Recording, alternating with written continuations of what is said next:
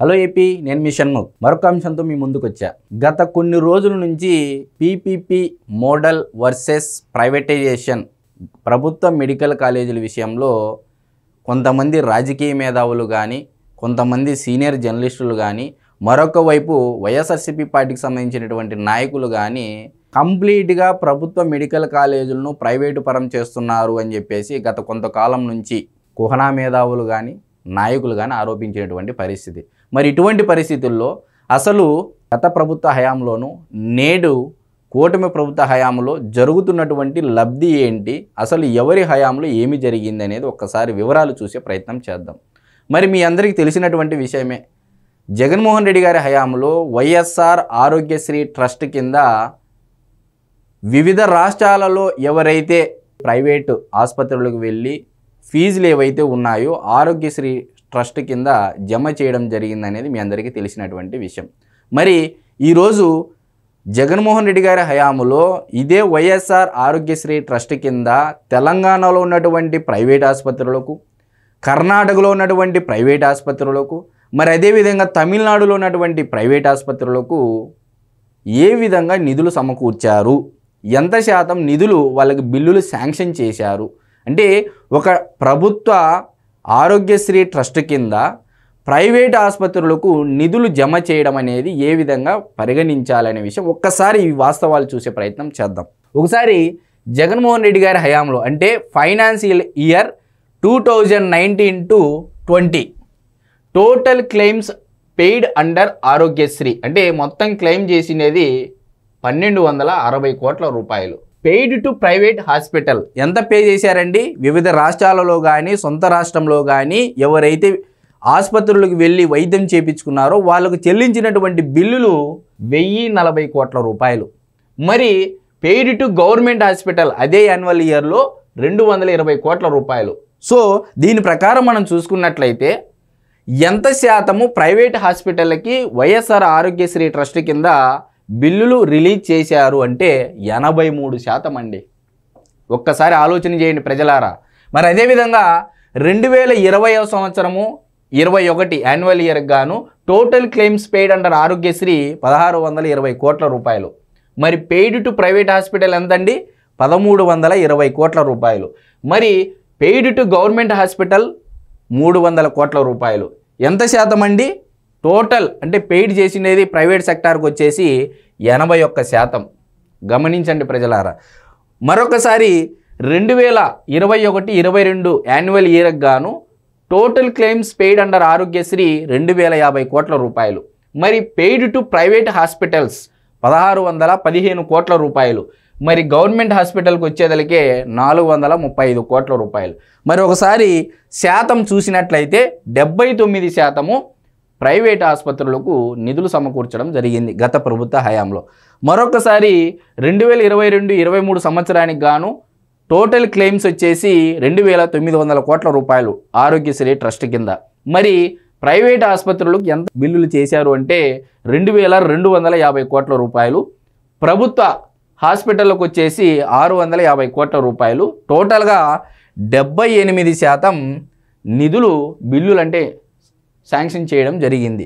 మరొకసారి అంటే 2023-2024 సంవత్సరానికి గాను 3350 కోట్ల రూపాయల బడ్జెట్, అందులో యాక్చువల్గా 3000 కోట్ల రూపాయలు డిక్లేర్డ్ సోఫార్ ఇప్పటి వరకు. సో దాంట్లో 2550 కోట్ల రూపాయలు ప్రైవేట్ హాస్పిటల్కి ఇవ్వడం జరిగింది. స్టిల్ ఇప్పటికీ 3000 కోట్ల రూపాయలు పెండింగ్లో ఉంది ప్రైవేట్ మెడికల్ హాస్పిటల్స్కి. మరి 450 కోట్ల రూపాయలు గవర్నమెంట్ హాస్పిటల్కి పెయిడ్ చేశారు. ఎంతండి? మొత్తం ప్రైవేట్ షేర్ వచ్చేసి 85%, 83%, 81%, 79%, 78%, 85%. అంటే ఒక ప్రభుత్వ ఆరోగ్యశ్రీ వైఎస్ఆర్ ఆరోగ్యశ్రీ ట్రస్ట్ కింద గత ప్రభుత్వ హయాంలో ఇప్పుడు వీళ్ళు ఎవరైతే వ్యతిరేకిస్తున్నారో పబ్లిక్ ప్రైవేట్ పార్ట్నర్షిప్ ఏదైతే పీపీపీ మోడల్ని వ్యతిరేకిస్తున్నారో ఎందుకు వ్యతిరేకిస్తున్నారనేది ఇక్కడే ఆన్సర్ ఉందండి.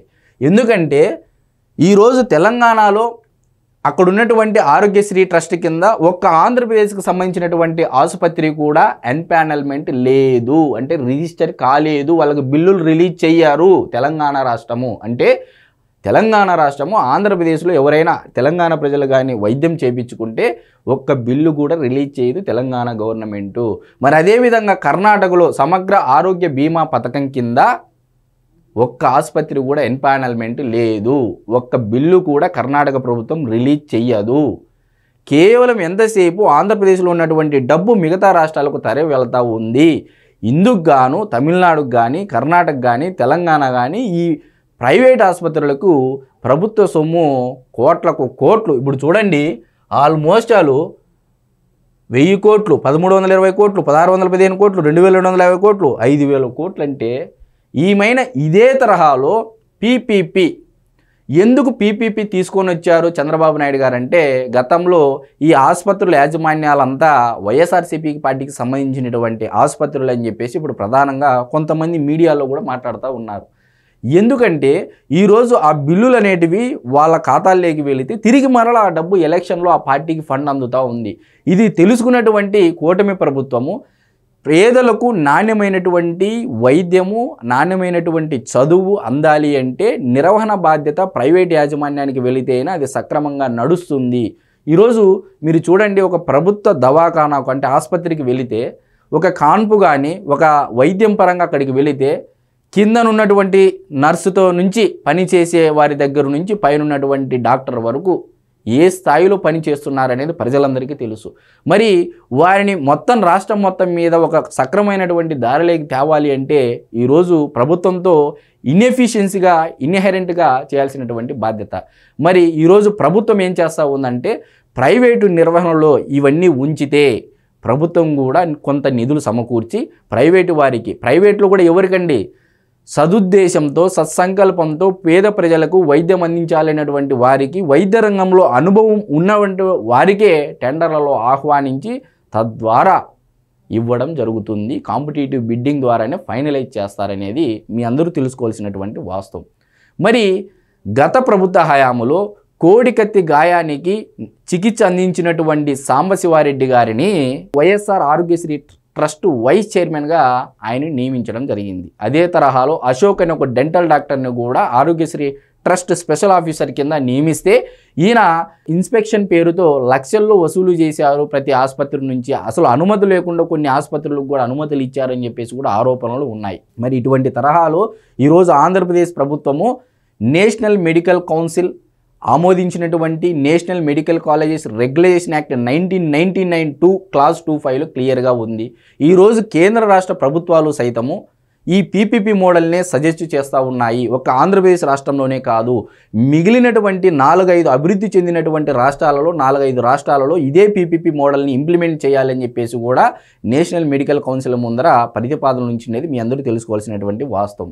మరి ఈనాడు చేస్తున్నటువంటి ఆరోపణలు ఎవరైతే ఉన్నారో ఈ శాతం ఇదే పక్క రాష్ట్రాలకు వెళ్ళే బదులు మన రాష్ట్రంలోనే మెడికల్ కాలేజీ పక్కనే ప్రభుత్వ ఆసుపత్రి ప్రైవేటు వారు నిర్వహిస్తే నాణ్యమైనటువంటి వైద్యం మన రాష్ట్రంలోనే ట్యాక్సెస్ కానీ వైద్యం కానీ మన రాష్ట్రం వాళ్ళే బాగుపడతారని ఒక సదుద్దేశంతో ఈనాడు పీపీపీ మోడల్ని కూటమి ప్రభుత్వం ఒక సత్సంకల్పంతో సదుద్దేశంతో ప్రజల ముందుకు తేబోతా ఉంది. అందుకు గాను జీవో నెంబర్ 519 కూడా రిలీజ్ చేయడం జరిగింది.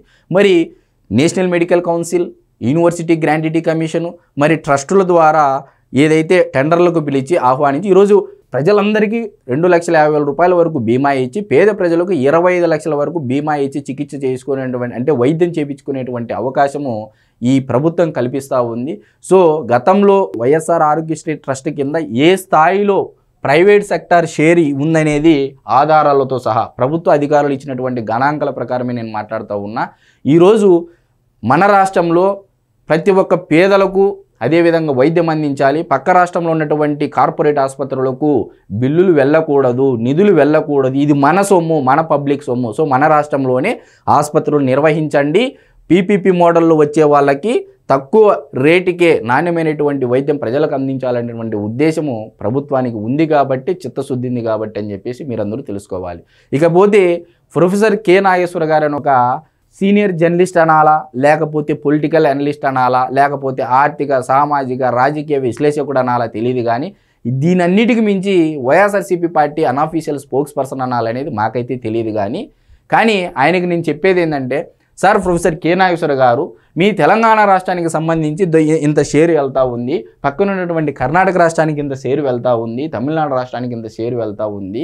కాబట్టి మేము చెప్పేది ఏంటంటే మా రాష్ట్రంలోనే మేము పీపీపీ మోడల్లోనే నాణ్యమైనటువంటి మెడికల్ కాలేజీలు, నాణ్యమైనటువంటి ఆసుపత్రులు నిర్మించి నిర్వహణ బాధ్యత, యాజమాన్య బాధ్యత ప్రైవేటు వారికి ఇస్తే, గతంలో 133 జీవో కానీ 107 జీవో కానీ 108 జీవో కానీ ఎందుకు ఇచ్చారో జగన్మోహన్ రెడ్డి గారు ఇప్పటివరకు మీరు ఆన్సర్ చేయలేదు. ఏ వీడియోలో కూడా నేను చూశాను, స్వయంగా నేనే చూశాను మీ వీడియోలో. ఎందుకు ప్రభుత్వ మెడికల్ కాలేజీలో 133 జీవో కానీ 107 జీవో కానీ 108 జీవో కానీ ఎందుకు ఇచ్చారో ఇప్పటివరకు మీరు దానికి వివరణ ఇచ్చే ప్రయత్నం చేయలేదు. ఎందుకంటే ప్రభుత్వ మెడికల్ కాలేజీలో కూడా ఫీజులు పెంచుకొని దండుకోవచ్చు.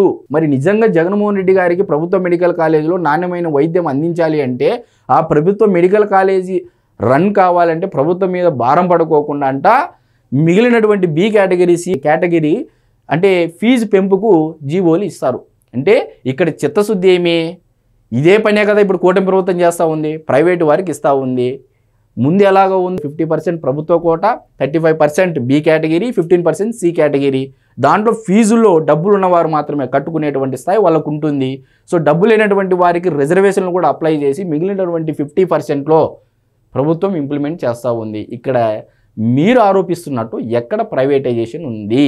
ప్రైవేటైజేషన్ అంటే ఇది ఈ మాత్రం ఈ స్థాయిలో పక్క రాష్ట్రంలో ఉన్నటువంటి కార్పొరేట్ హాస్పిటల్స్కి ఆంధ్రప్రదేశ్ మొత్తం నిధులు మొత్తం తరలి వెళ్తూ ఉంటే ఇది ప్రైవేటైజేషన్ అంటారని చెప్పేసి నాకున్నటువంటి అవగాహన మేరకు మాట్లాడుతూ ఉన్నాను. సో నేను చెప్పేది ఏంటంటే వైఎస్ఆర్సీపీ పార్టీ నాయకులు కానీ, ప్రొఫెసర్ కె నాగేశ్వర గారు లాంటి అనఫిషియల్ స్పోక్స్ పర్సన్ లాంటి వాళ్ళు కానీ ఈ వీడియో ఖచ్చితంగా చూడాలి అని చెప్పేసి, మన రాష్ట్రం బాగు కోరేవారు ప్రతి ఒక్కరు ఈ వీడియో చూడాలని చెప్పేసి నేను కోరుకుంటా ఉన్నా. నమస్తే.